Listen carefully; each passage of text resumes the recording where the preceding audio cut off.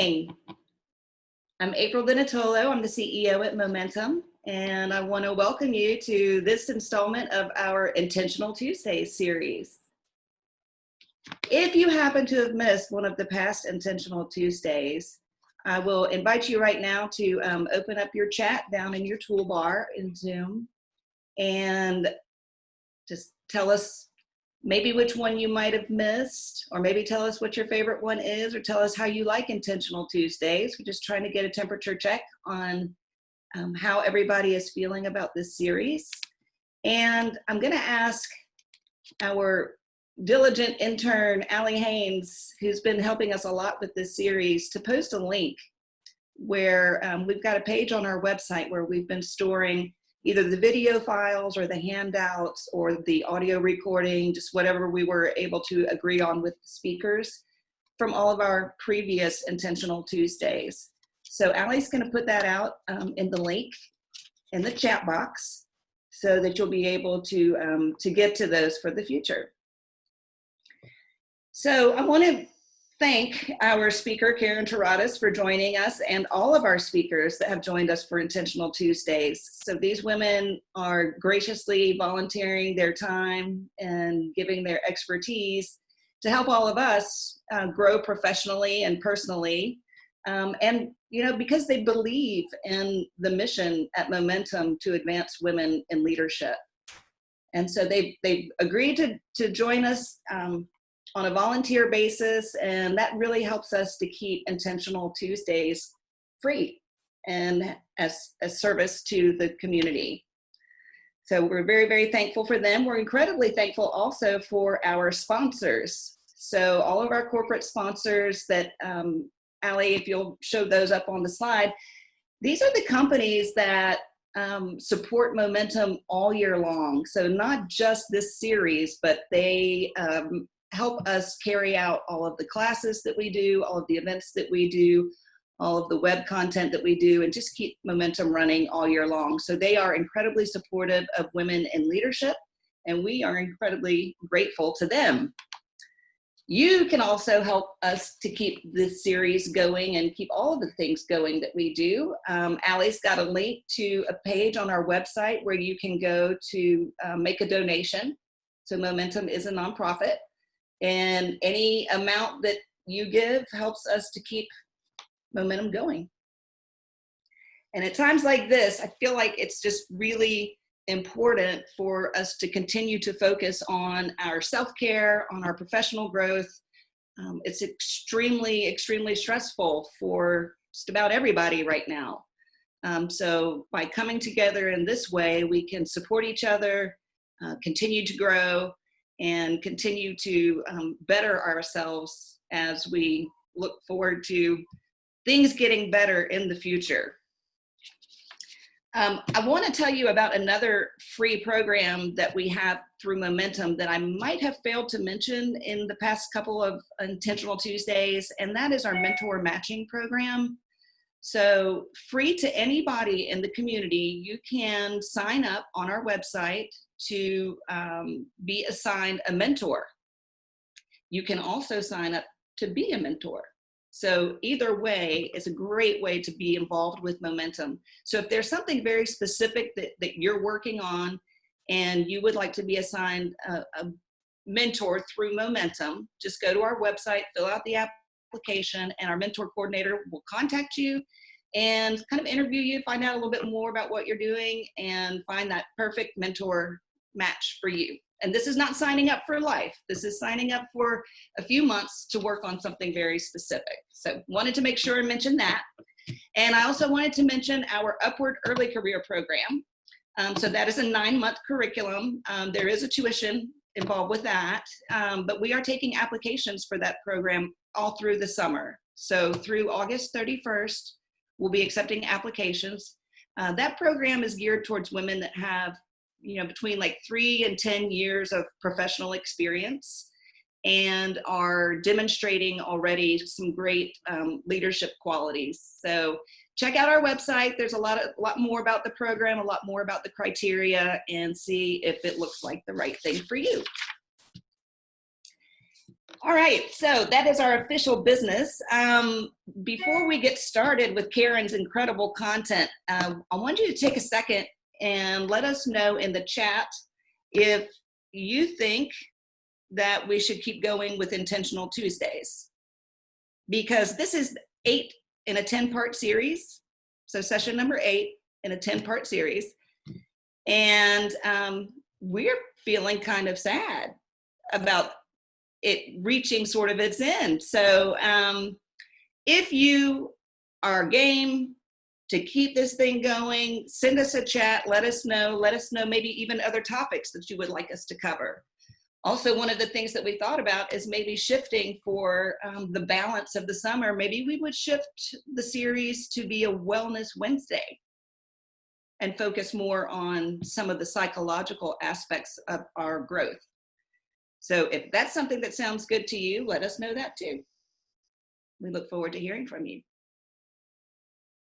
So I am going to go ahead and introduce our speaker for this morning.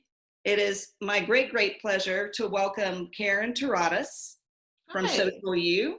Caryn, welcome this morning. We are excited to have you here. Caryn, I met Caryn I guess it was about 6 months ago, right? You first came into the office. She came in to do a social media audit for Momentum.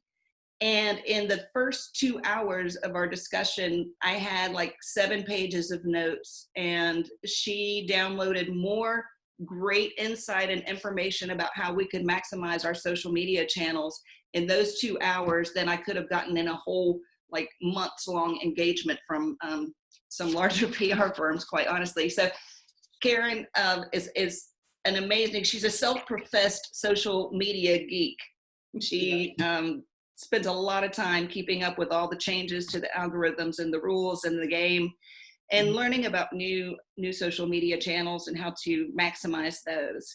So she has about 22 years of experience in regular marketing, traditional marketing, and digital marketing, helping companies and individuals to position themselves, position their brand, to develop their professional brand.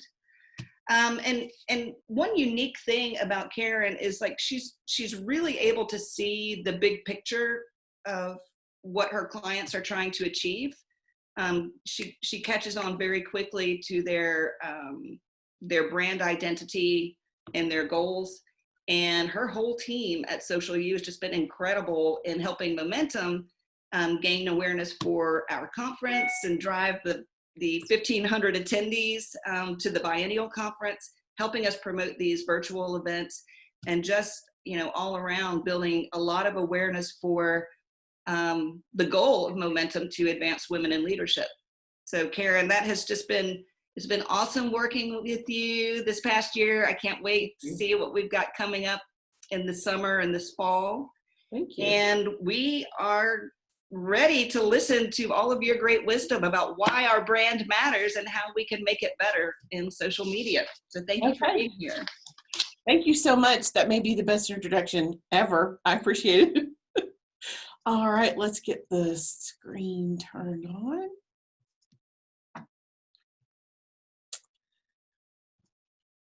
And share. Here we go. There we go. I hope everyone can see. Looks great. Okay, great. All right, let's go ahead and jump in. Let's get started. Let's talk about LinkedIn. Let's talk about your personal branding. Okay, so your brand is what people say about you when you're not in the room. That's a very famous quote by Jeff Bezos, and it is totally true. One of the best tests to find out if your personal brand is successful is to ask other people what you do, because if they can say your one-liner, or if they can talk about your company in your voice, then that is a successful brand experience.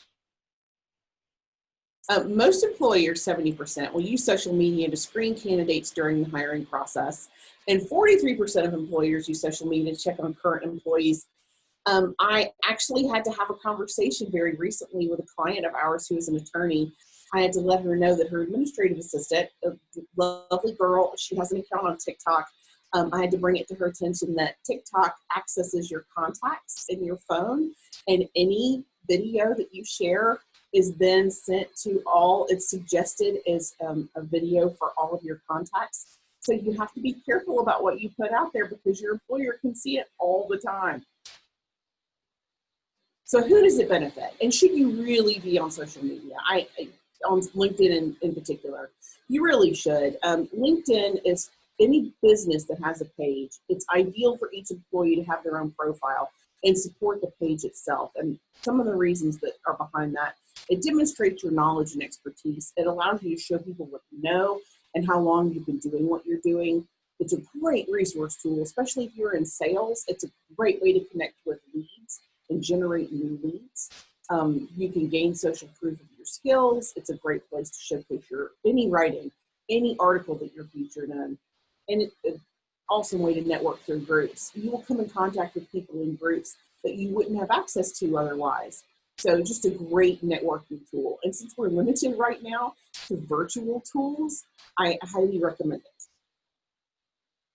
Great news, Google loves LinkedIn. It really does. They also like Twitter, but Google actually indexes your LinkedIn posts. So for somebody, and I'm active on all the different platforms, but if you Google my name, my LinkedIn profile comes up first. It comes up above everything else I do because Google really does play favorites. It loves that LinkedIn, let me tell you. All right, now let's talk about some of the numbers behind kind of why you're doing what you're doing. Over 600 million folks are members of LinkedIn. You have 40 million that logged in every day. Recruiters are constantly on there. Most of your E-suite, your C-suite folks for every major business are going to be on there as well. You're going to have, and I hate to just read to you guys, 76% of your LinkedIn members that view your profile. It's crazy. When you are looking to connect with someone else, if you have a meeting, if you have an interview, you can go into LinkedIn and see who's checking you out. So if that HR director that you're about to go see has checked out your profile, that's a good indication. It's very helpful to know who's looking at your information online. And most of your marketing executives use it, as, of course, as a way to find quality content because there is some excellent curated content on LinkedIn. Senior level management it's the place if you want to connect with a CEO, a VP, a senior VP, a marketing executive. That's where they go, is LinkedIn. People can lurk on Facebook, but you can identify them by their title through LinkedIn. Facebook doesn't really let you do that anymore, so LinkedIn makes that a great tool. And millennials are on LinkedIn. So if you are starting to target a younger audience, if you're recruiting, it's a great place to go. Now, 3 million users will post content weekly. I don't know if you remember, there's 600 million active users, but only 3 million of those folks will actively display content, will actively provide content. So if you are actively providing content, it is a great way to stand out and get noticed because the other 597 million people are not doing that. So and we're going to talk about those numbers in just a little bit and how that content can really help you stand out. And of course, most business-to-business marketers say that LinkedIn is the primary platform, especially for content marketing. And again, Google loves it, and Google loves to index those posts. So strong content marketing can go a long way. All right, let's talk about your essentials. Let's talk about your profile.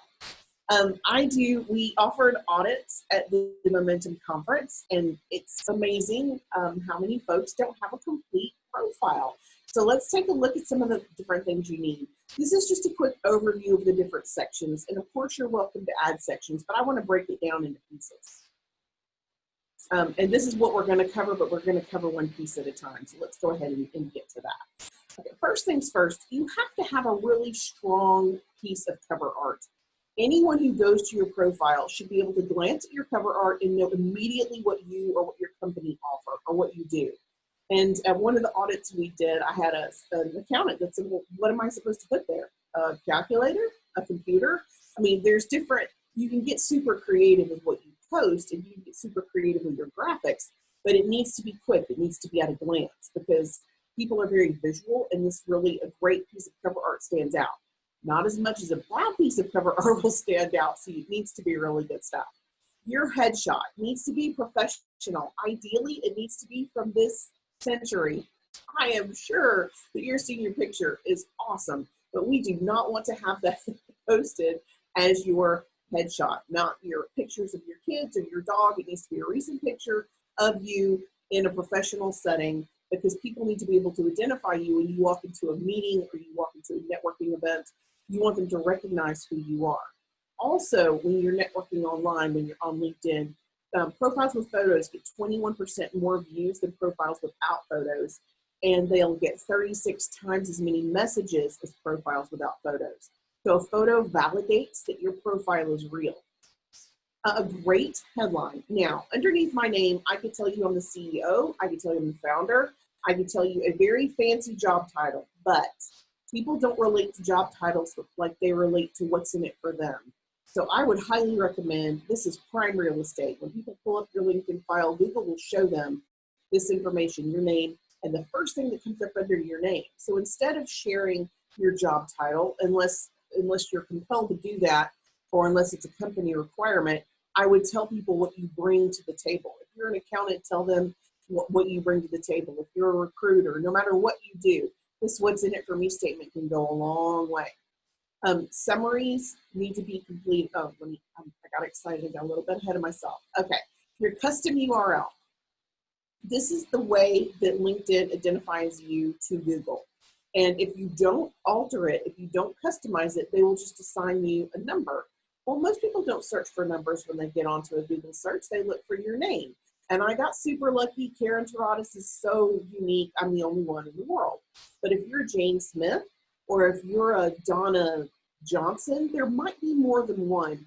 One of the folks we had in an audit recently, they had 200 other people with her same name. So one of the easiest ways to identify that is to identify by occupation or location. So you may become Donna Smith, Birmingham, Alabama, or you may become Donna Smith, CPA, or Donna Smith, attorney, so that people know which Donna Smith that they're finding when they find you on LinkedIn. So take just a minute to customize that URL and make sure you're really putting it to work for you. Contact information. Please make sure your contact information is complete. And for you millennial folks out there who might not want to share your phone number, heaven forbid if the phone rang, I know how my millennial team is. They would rather die than have an actual phone call. They would rather text. But critically important to have at least a work number listed so that people can reach out to you. If you have a website, if you want to list your company website, if you would like to have your company address, I wouldn't suggest sharing your personal information. Nobody needs to know where you live. So if you are self-employed, a city and a state is just fine. But your office information, your website, any contact information you can share is super helpful.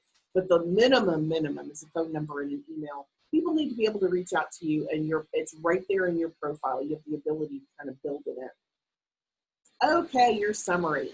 Your summary is that small, it's the best real estate you have aside from your profile, and it tells the most about you. It gives a thumbnail sketch, and most people, when they're looking at your profile, those are the two places they go. They look at the information that's right underneath your name, and then they go to your summary.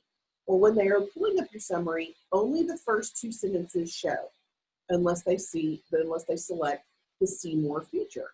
So when you are when you're creating your summary, you need to get to the what's in it for me statement first. It needs to be all about what you bring to the table for the people who are looking at the profile. Now, it's great if you work for a business that's been in business for 200 years and you're certified in a million things. That is awesome if it's relevant to what your clients are looking for. So remember that what's in it for me really needs to be the first two sentences of your profile, because that's one of the easiest ways for people to be able to actually connect to you. So they can always click on the see more, and if you do that on my summary, my full summary pops up. But still, we try to make it as much about the client instead of about me. Now, you do at some point need to know that I do have experience in my field, and I can get into that in my experience portion of my profile. But in the summary section, you really need to make it about your end user. You also have the ability to add media to your summary section. What kind of media would you want to add? Well, if there's a video about you or your company, that's a great piece of media. If you're job hunting, you can add a resume. If you're, there's video is always the best choice, always, always. If there's an article that you've written or an article that you've been featured in, one of your presentations, if you're presenting something like this and you have a recording, you can always go back and put that URL and list a YouTube video in your media right there, and it's connected directly to your summary. What a great way to present your information. And most people do not take advantage of this feature, so it really makes you stand out. Okey-doke. You do want to keep it short. I don't know if you guys saw it just real quick. Short. That is all of my summary. It's just, and I break it down into visually appealing pieces. If you have one big chunk of text, most people won't stop and read all of that. So you need to keep it short. You need to quantify it with percentages where available. If you're in sales and you helped your company grow by 200% last year, that's the kind of information that you really want to put in your summary. Use specific keywords. Try to avoid the buzzwords, that whole out-of-the-box syndrome. Stay away from that. Include media whenever you can, and you want to make it as visually appealing as possible, which I just mentioned. You want to break it into manageable pieces so that your eye kind of naturally goes down the page. Got excited and double-clicked. Okay, connections. I get this question a lot. How many connections do I really need, especially if I'm just getting started? Well, if you're just getting started, you need to get to 100 as quickly as possible. Then your next goal is 250, and then your primary goal is 500. And that seems a little bit overwhelming, but you can get there a lot faster than you think you can. You want to start with people who you know, and then you go to people who they know. Your connections need to actually work for you. So when you're sending out an invitation, be careful and stay away from the automatically generated invitation. Craft your own. Now, each person is not going to see the next person's invitation. So you can use the same custom crafted invitation for everyone. Just make sure that it's your own piece of information. Always make it about them. It's never about you. All right. Work experience. If you have work, everybody has work experience, but if you have work experience where you have multiple job positions in a single location, you want to make sure and have an entry for every one of the positions you've held at that location. I saw somebody do this beautifully recently in an audit. She worked for a bank. She has been there for 20 plus years, and each one of her positions had its own separate experience listed so that she could list not only how long she'd been in that specific job title in that position, but it also allowed her to list out different areas of her expertise and her skills. What a great way to showcase your talent when you break it out like that and you list it very separately. The next section that's going to come up is education. That's easy. You just fill out all the education that applies to you. And then we go to endorsements. Endorsements are kind of a unique and funny thing. People can endorse you it's very easy to do. It's just a click, but they endorse you for what they think you should have instead of what you think you should have. So I have been endorsed for a couple of things that I am surprised about. They're awesome. I love being endorsed for all of these things, and I appreciate any positive reinforcement. But sometimes you'll get a little bit surprised at some of the things that people endorse you for. If possible, please absolutely thank the folks who endorse you. And if applicable, turn around and send them an endorsement. Recommendations. This is your ability to get reviews for your personal self, to promote yourself, your brand, your position, and your own skill set. Now, of course, your company's going to have reviews on Google and Facebook and even LinkedIn, but this is your opportunity to get personal recommendations. It is an amazing thing when your boss or the CEO of your company fills out a recommendation for you. It carries a lot of weight. So ideally, you want to get one recommendation for every 100 connections you have, but I try to cap it at 10, because if you get more than 10, you're kind of, I don't want to say showing off, but you don't have to flex too hard. 10 is great. I will tell you, people are slow to respond to a request for a recommendation. So if you ask for 10, you're probably only going to get 2. And you want to make the process as easy for them as possible. So one thing you can do is offer up an outline or bullet points about what you want them to say and make it as easy for them as possible to go in and fill in that information so that you can actually get the best recommendation possible. So if I'm requesting a recommendation from April, I might go in there and say, thank you so much for having me as a guest speaker for Intentional Tuesdays. It would be great if you would fill out a recommendation for me on LinkedIn. Here's the URL. These are just some suggested points that you might want to make. And if you streamline that process, you're going to get a much higher engagement rate than if you just say, will you please say something nice about me on LinkedIn? And people just, it's not that they don't love you, and it's not that they don't love you in person. They just get distracted and don't remember to do what they need to do. Volunteer experience. Every single amazing woman I've ever met has an incredible list of volunteer experience. And this carries as much weight as any of your traditional work experience. It carries so much weight that 42% of hiring managers will value your volunteer experience as much as any formal job that you've ever been paid to do. And if you think about some of the volunteer positions that you've held, I bet most of the people, most of you guys have probably been on a board. You've been a volunteer at fundraising events. You volunteer for your civic organizations, for your church. Whatever you volunteer for, this is where you want to really list that information so that you can get the biggest exposure possible. And you may have a wonderful connection that you didn't realize you both share the same passion for the American Cancer Society, for raising money for the Cancer Society, or you both share the same passion for the animal shelter, or you are both invested in Hand and Paw. That's the kind of great tool, and it allows you to connect with other people with similar interests and similar passions. Groups. Groups are very similar to pages. I will tell you that LinkedIn is becoming more and more focused on pages and less focused on groups, but groups are still a great way to get out there and network with like-minded professionals who share the same interests that you do. Actually, your profile is 5 times more likely to be viewed if you're active in groups. Yeah, these statistics just kind of bring me through. Sorry about that. Okay, and then one of the best things you can do is post for yourself on the regular. You want to spend time posting regularly so that people actually see you. Again, let me remind you of the statistic before. Over 600 million users are invested in LinkedIn, but only 3 million of those people actually post content regularly. And if you're one of those, it makes it a great way for you to stand out and for you to be seen. Okay, so what kind of stuff?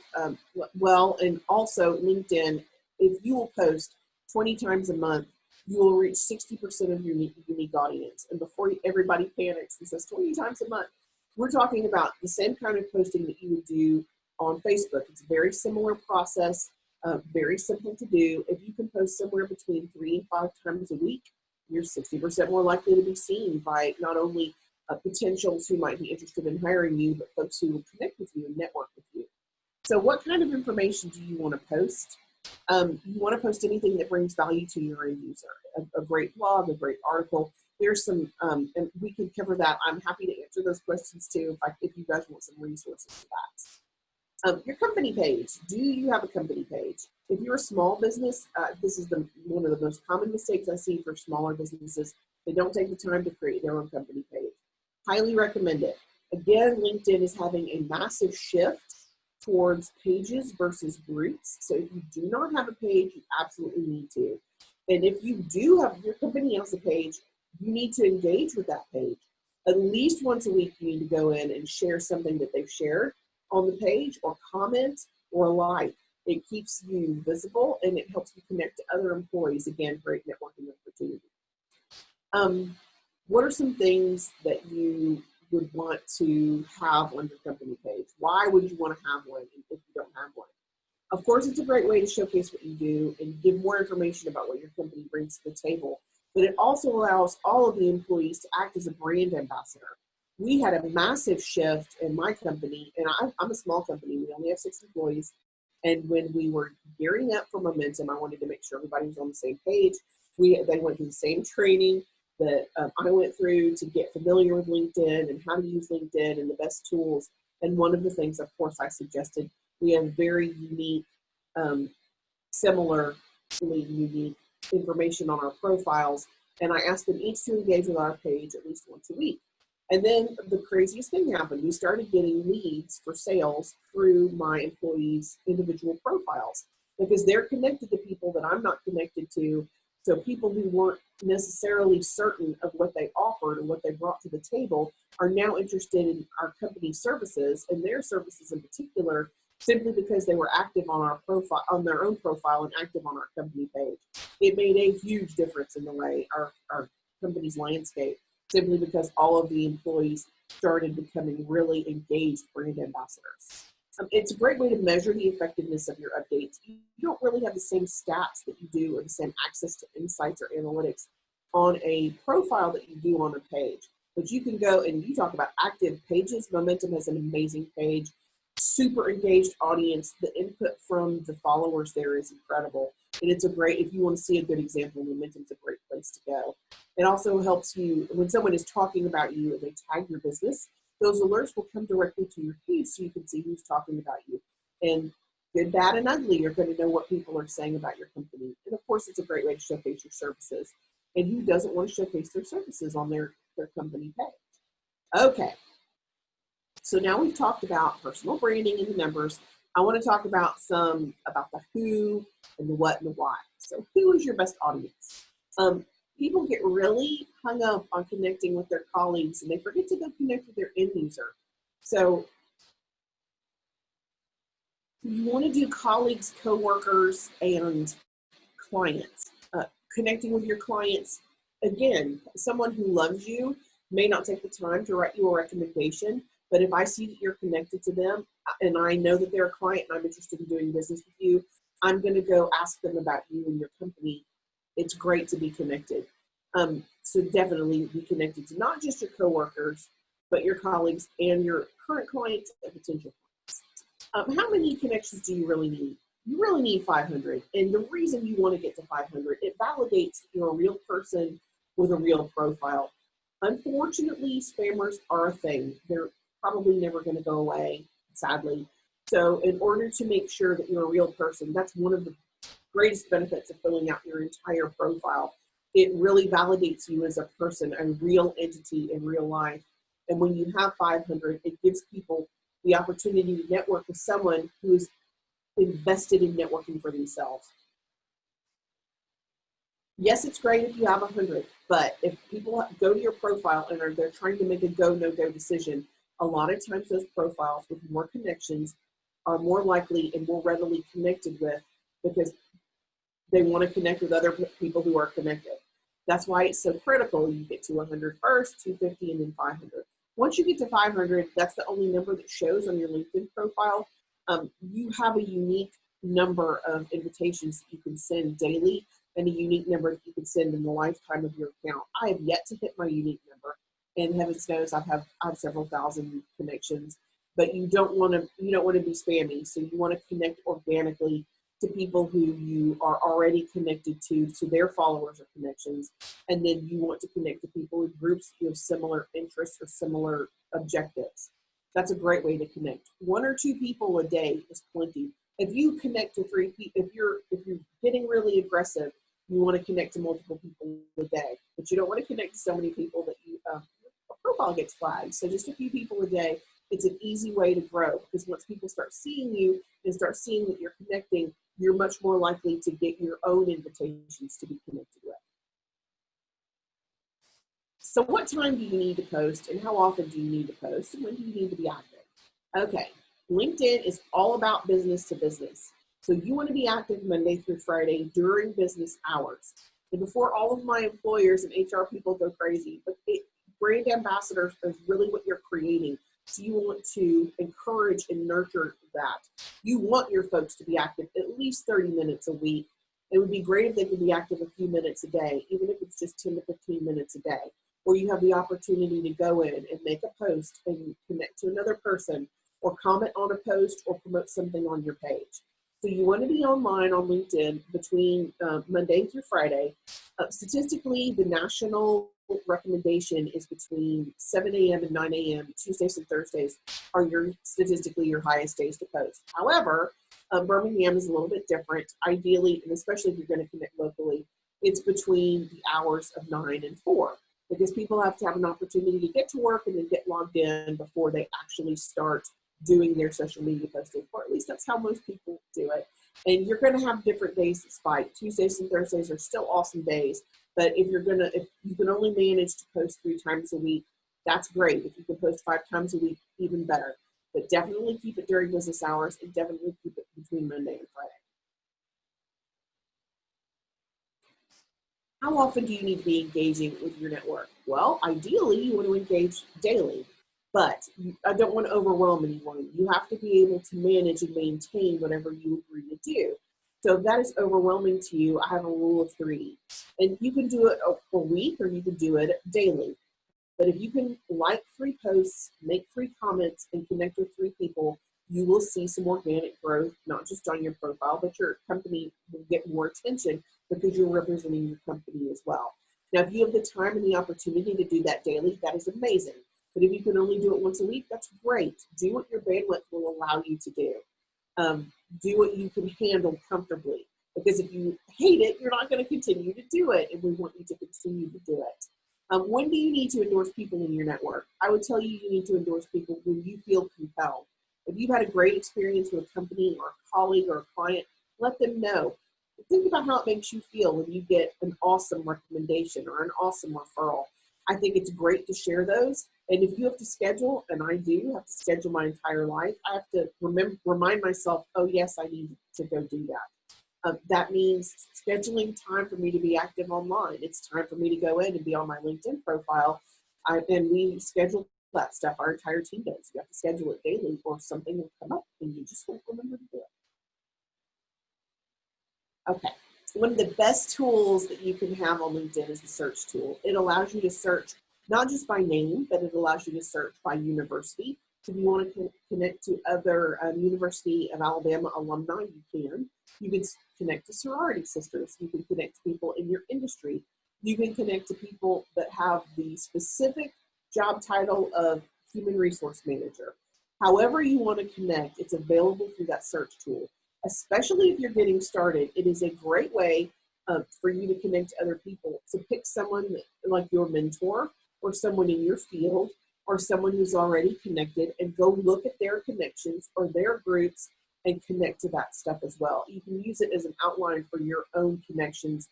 You don't want to connect to every single person that they know, but it's a great way to kind of glance at their connections. Oh yes, I would also like to be connected to the people in this group, or I would also like to be connected to the people at this company.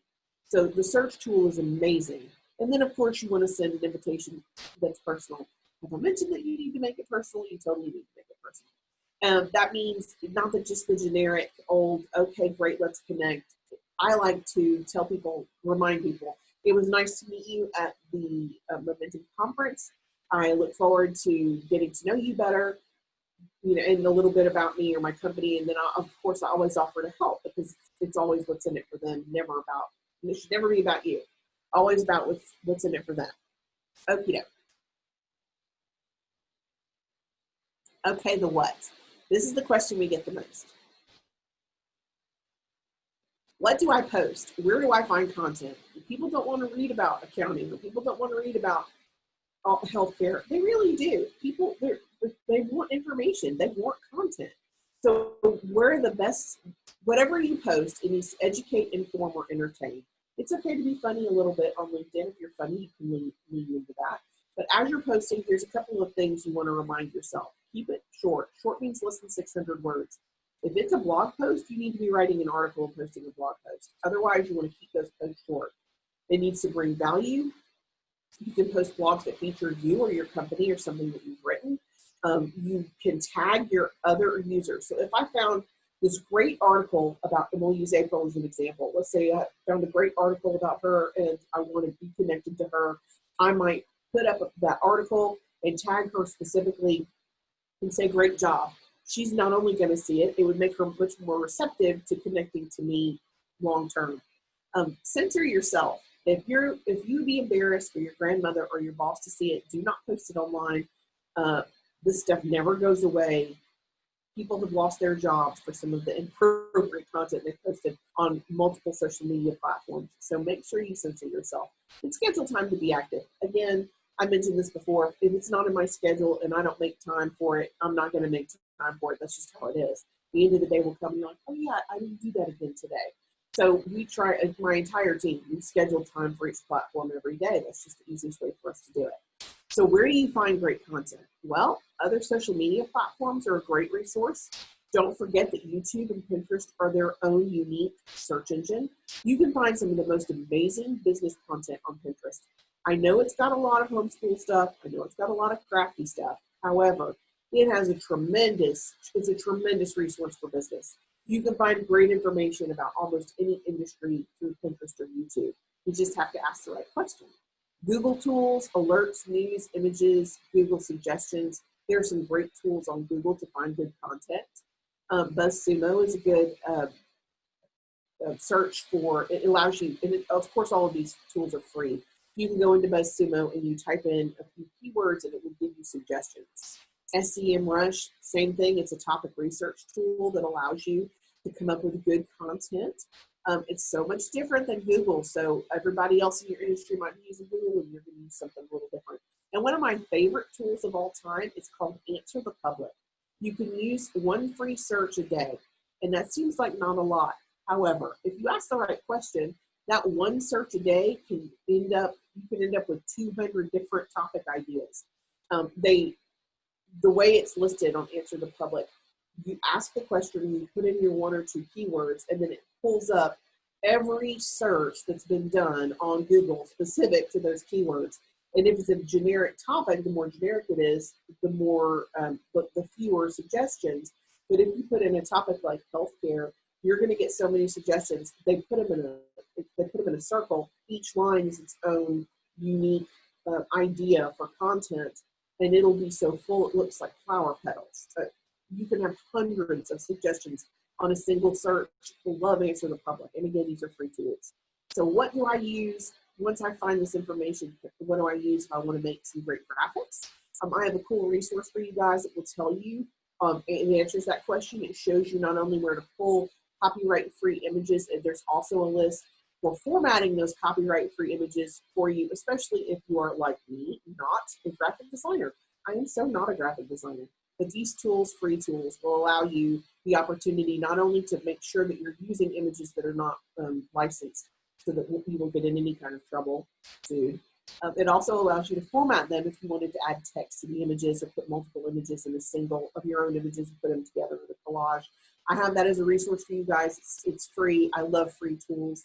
And I hope that that's very helpful to you. I think that's it. I think I stayed in my 45 minutes.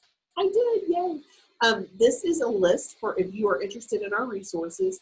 You can take a picture of that.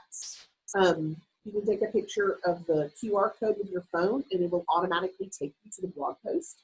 The password is Tuesday singular 2020. And then you can have access to I have a bunch of resources there because again, I love free stuff. I love giving free stuff. And excuse me, Allie will send you this information as well if you don't have the opportunity to get it. And then here's our contact information.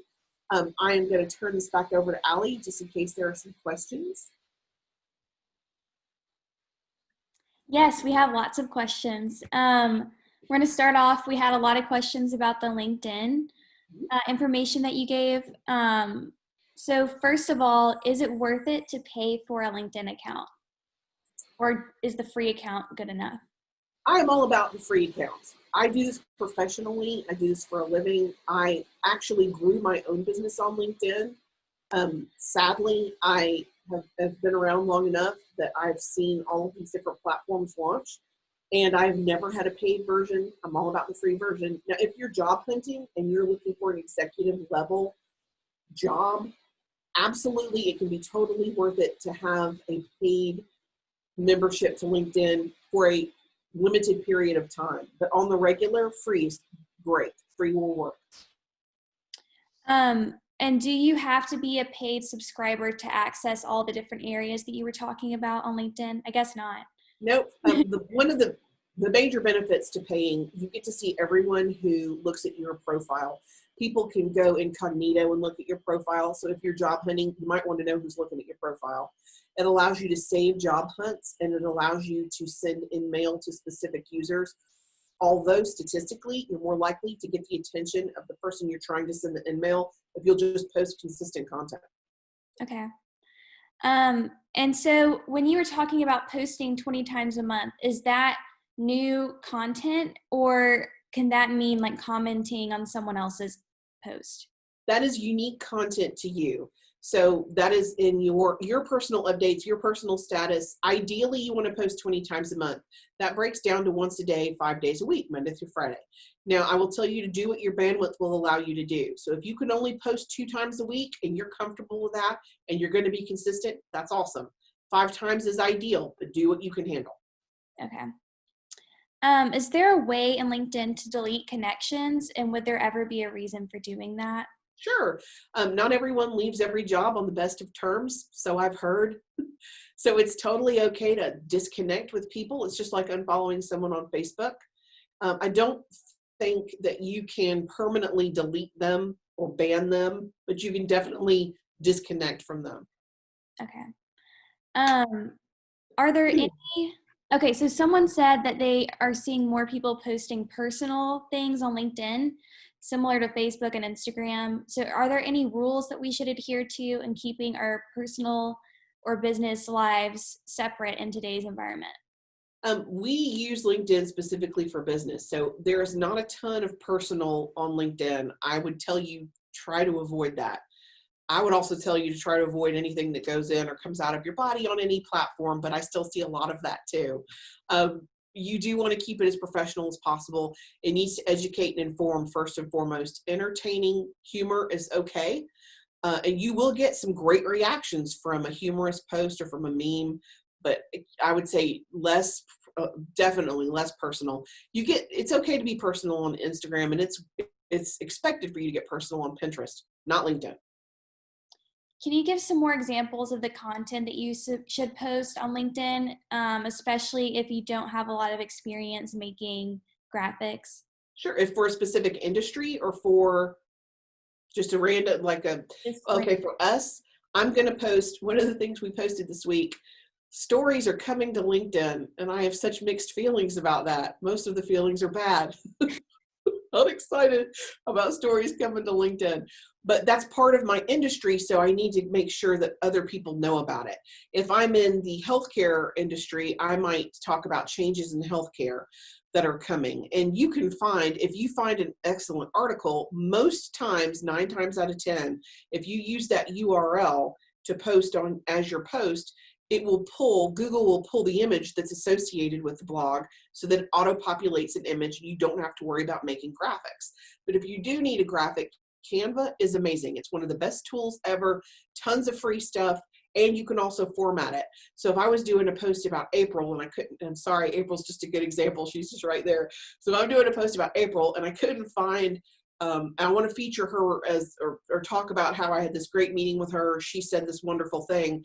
I can quote her. I can take a picture of her with her permission and actually put her quote directly on her image. You can do all kinds of amazing formatting with Canva, really. All right. I think that's all the questions we had. And some people said that they couldn't hear the names of the search sites that you were talking about. So if you wouldn't mind posting those links in here, or you can send them to me, and I said that I'll send them in the follow-up email. They're listed in the slides, okay. And there is a list of resources also in our I would call it our cool free stuff that we're giving to anybody who participated. Thank you. Thank you. April, you're on mute.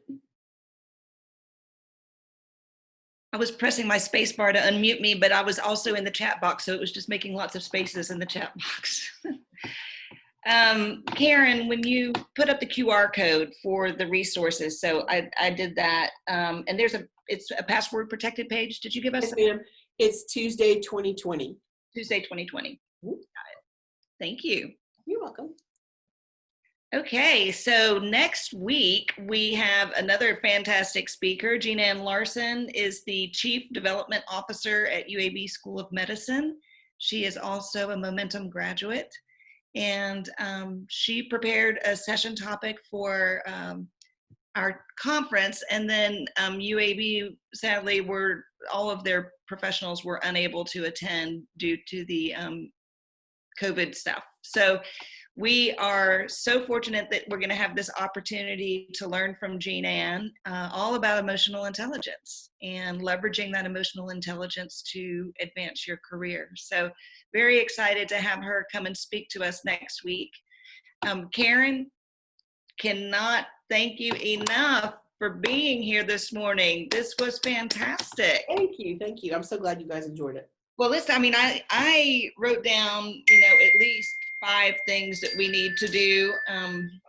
I need to do personally, and Catherine Thrower from our office has already been texting me, oh my gosh, we need to do a LinkedIn workshop on momentum team pages. We're going to be busy this week. Happy to help. And we'd love to have you come back in the future and possibly do some more sessions for us about some of the other social media channels that we should be paying attention to. Absolutely. We can get down to the nitty gritty, and I can show you guys how to post, where to find content. If that's something you're interested in, I'm happy to do it. Awesome. Well, I do encourage everybody to go visit the website, yoursocialyou.com. Caryn's so great about putting free resources out there, lots of great videos. And, I just can't emphasize enough how valuable those things are, especially during this time when we're all kind of working a lot remotely, and a lot of people have some time to invest in looking on social media for those thought leaders and that inspiration, and you putting yourself out there and getting your personal brand where it needs to be this is a great time to do it. Yes. With that, we'll close out the day. Thank you all for coming, for investing in yourselves. Certainly go also to the Momentum website, momentumleaders.org, where you can learn more about our mentoring program, more about our Upward applications, and all the great things that we have coming up through Momentum. Thank you for being here today. Goodbye. We'll leave the chat open also, so if you have some more questions, I'm happy to hang out for questions. We'll hang out for a little bit, and just enter in your questions there. Awesome.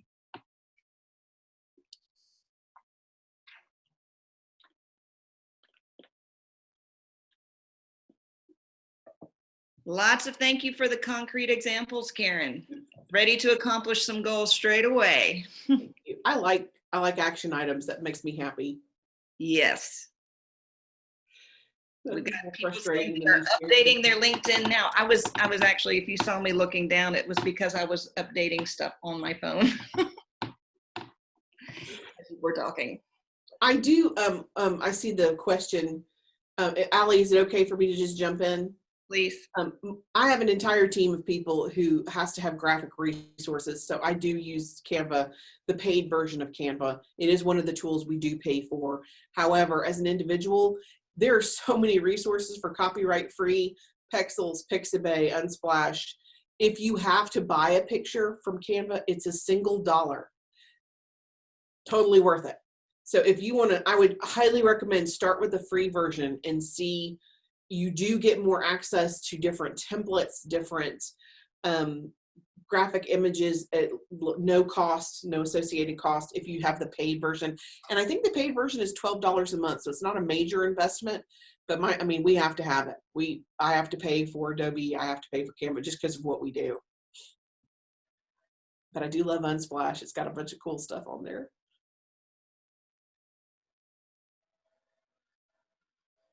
Let's see, anything else? We love what you do too, Caryn. Thank you. My team has got some graphic skills. I love them.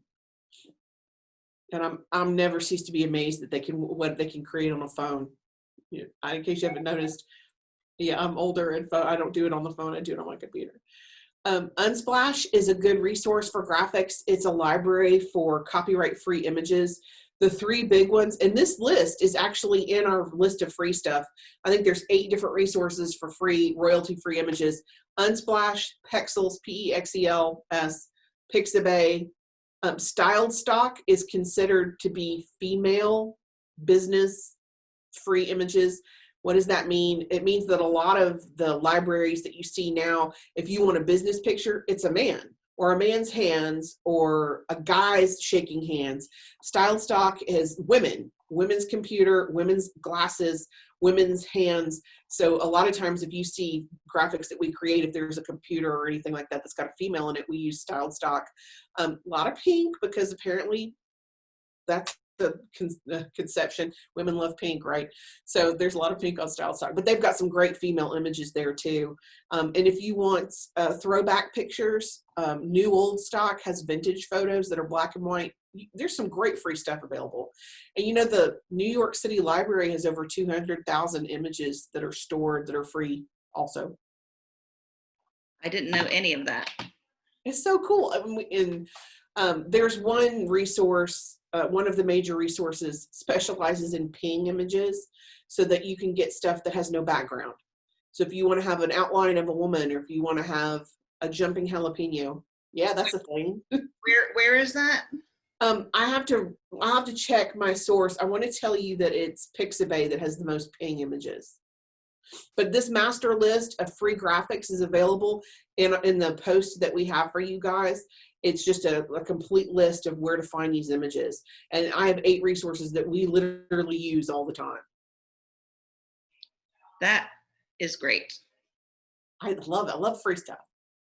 Well, and I am always looking for PNGs. I hate when I search on Google Images and I say that I definitely, that I want a PNG, and then it shows you something and it shows you the little gray checkerboard. Mm-hmm. But it's actually not a transparent image. You actually get the gray checkerboard. Like, that's a bummer. Yeah. Now you can convert and you can take out backgrounds. If you use, there's a program called Remove Background. It's like remove.bg. So if you took a picture of me right now, the way I am, and uploaded it, it's free. You upload it directly to your computer. It'll take off everything behind me, so you can just have me as a ping. Or if you want to take a picture of a single object, or if you want to take a picture of your computer, it'll take the background out from behind it, which is awesome. Love it. We use it a lot. It's a great tool for real estate agents because we can put them in front of the house that says sold. It works great. Yes, I use Prezi. I love Prezi. I can't tell you how much I love it because you can download it. It's online. I can do presentations that have video that will live load into Prezi. And no matter what happens, if there's a fire or an emergency, my Prezi is always there. My computer can crash, but my Prezi is still there. So I do love it. Unsplash with a U, U-N, Unsplash. Yes, Prezi. Thank you guys. You guys are so complimentary. I appreciate it. Are there any other, I don't want to leave if there are questions. Are there any other questions? Allie, did I miss anything? No, and I'll save the chat, and if there is anything else, then I can ask you and we can figure out how to get that to whoever. So I'm always happy to answer questions. You guys just have to let me know what you need. Yeah. Well, thank you so much. Thanks. I appreciate it. Bye, Sharon. Bye, Karen. Bye, Allie.